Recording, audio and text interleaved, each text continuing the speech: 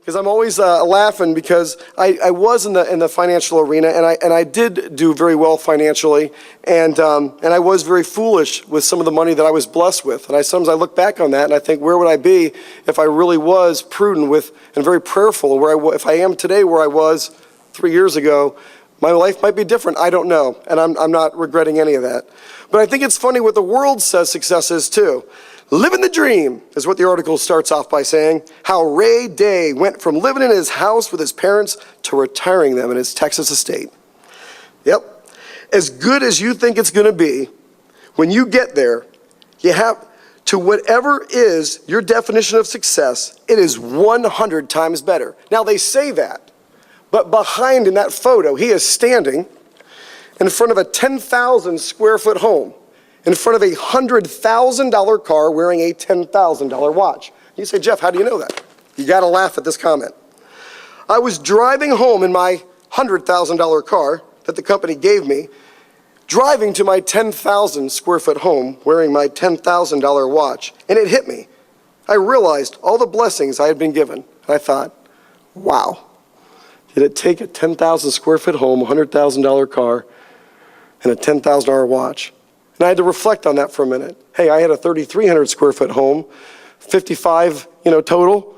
I had, nice job. I have a $5,000 watch, a Rolex watch that sits in a box. I've thought about raffling it off numerous times, still thinking about what I want to do with that watch. And I thought, living the dream. That's all right. That ticket's $6,000 for you, Owen. I'm teasing. And so as I sat there, I thought, man, the world says one thing, even though he says, no matter what your definition of success is, this is mine. And I just thought, well, and of course the next pictures are all of his estate and all the photos. And I just thought, wow. So, practice doesn't make perfect. Experts are those people that do ordinary things extraordinary well.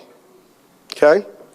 Well, we all have different backgrounds. Some of you guys might be plumbers, insurance agents, teachers, surgeons, salespeople. We all have different backgrounds. And in our trade and in our craft, there's different qualifications. Some of it might be schooling, some apprenticeship, some are domestic engineers that are just amazing people. It doesn't matter, but we all have to know our craft in order to do it well or to be the best in our craft. We really need to know our craft. So knowledge is important. And what does the Bible tell us about knowledge? Well, in Ephesians 6:11, it tells us that we need to put the full armor of God. And it says, so that you can stand against the devil's schemes. Well, I think that's so important. I think so many times in our Christian walk, because we're not in the Word and we don't have that knowledge, it's very hard to fight the battles that the devil plays on us. It's so very easy to get consumed by that 10,000 square foot home, or in your definition, maybe it's a 5,000, 4,000, whatever your cross to bear is. It's so easy to get distracted. And when you don't have that knowledge, it's very tough. It's very easy. And the devil can play schemes. And it's so funny, for every good, godly thing, the devil has made a nice replica false for it. Oh wow, God blessed you with money. You really deserve that Mercedes, Jeff. It's funny. You got to really be prayerful in your life about what money you've been given, how little or small it may be. Be very prayerful about what you're doing with your money and the blessings, and what you're doing with the home that God gave you and the cars and so forth. Dedication. Experts work very hard at becoming the best in their field. Some decades of effort, hard work, discipline are invested in order to accomplish one's goals. And I thought, wow, Jesus Christ, he was here just a little over 3 decades. Was he dedicated? Absolutely. He hung on a cross for each and every one of us. He was very dedicated, very, very dedicated. What does the Bible tell us about dedication? The Bible tells us in Titus 3:14, our people must learn to devote themselves to doing what is good in order that they may provide for daily necessities and not live unproductive lives. Okay, I agree with that. And what's funny, what hit me in that verse was not so much being the devoted, which we have to be. That's what dedication is. But I thought was funny was daily necessities. So many of us strive for so much more than our daily necessities. And again, that might be just one of those devil's schemes. You know, when you're working more, there's a cost. Maybe you're not seeing your kids as much. Maybe you're not seeing your wife as much.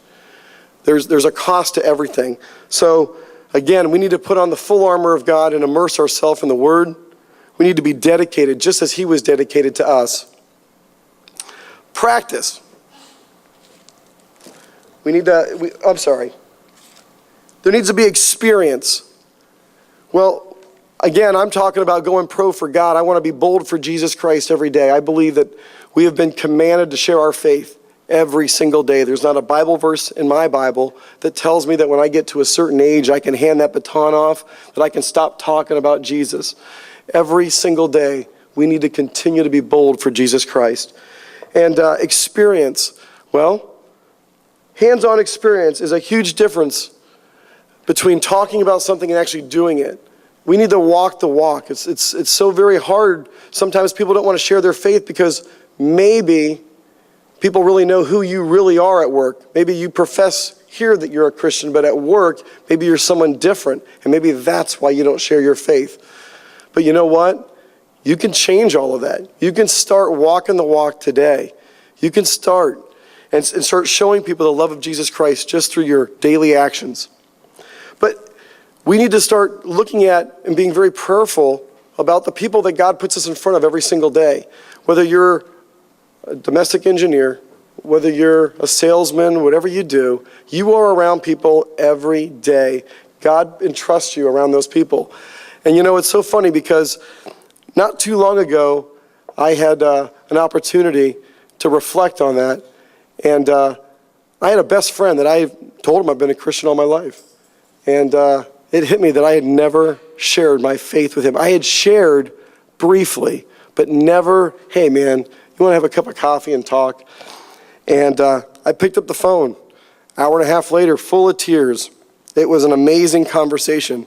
And he said, Jeff, I'm really glad that you called me. So we have to experience, because out of experience, sharing your faith comes knowledge. Sometimes, just like in anything else, you know, whether you're in sales, you might say the wrong thing. You go, I better not say that again next time I did that. It didn't work so hot. Or maybe, you know, you're a plumber and you didn't do the pitch just right and someone's water's coming up their drain. Hey, I better do that pitch right the way the calculations told me, you know, or whatever. There's no shortcuts. But bottom line, experience is so valuable. And again, when your youth came down, they were so nervous just to ask for a donation in front of a carryout. But by the second and third day, they were not only asking for donations, but they were actually chasing people down. I remember one of the kids going, Lily, 12, 15 feet away, hey, can I pray with you? You know, after having a quick conversation and recognizing that. Their awareness was there, and they did that. And it was amazing. So those experiences build knowledge, and then you can capitalize on that and get better and better. And that's what experts do. That's why, you know, guys are out there every day playing the game. And then I'm going to couple these two together, experience and practice. Practice. In Philippians 4:9, it says, whatever you've learned or received or heard from me or seen in me, put into practice, and the God of peace will be with you.